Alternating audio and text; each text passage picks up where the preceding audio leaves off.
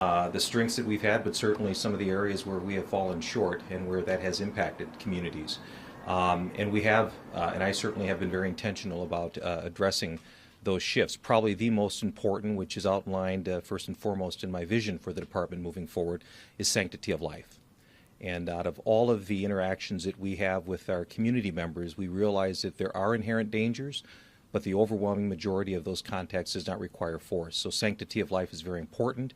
Our de-escalation, our crisis intervention training is so key for our officers, and all of that under a procedural justice lens, ensuring that we're giving our community both voice, respect, building spaces of trust, and having some neutral engagements. Council Member Palmisano, when this very tragic incident occurred, our body-worn camera policy was not where it should have been. And quite frankly, that hurt us in many aspects. With trust, through her staunch efforts, through a robust auditing system now, we are seeing that upwards near 90+%. That is very key, very helpful.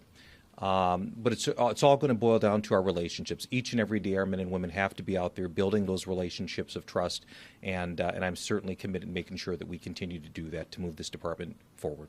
Chief, with you at the podium, I just think back, I was in that news conference with Don Damon, and he really had a searing response about, that motto on the squad doors, something to the effect of compassion and courage, and where was it that night?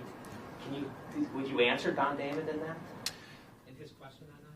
Yeah, so I've actually had private conversations with Mr. Damon as recently as the last couple of days.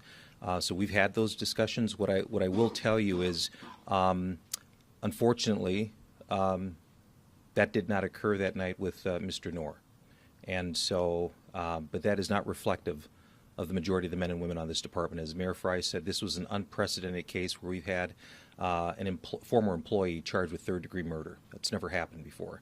And so I'm focused on making sure that we can move forward and begin to work with our elected officials in our community to heal.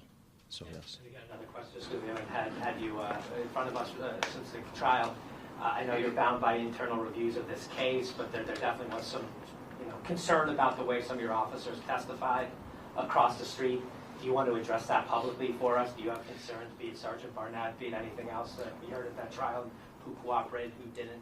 Well, I can't go into specifics of that.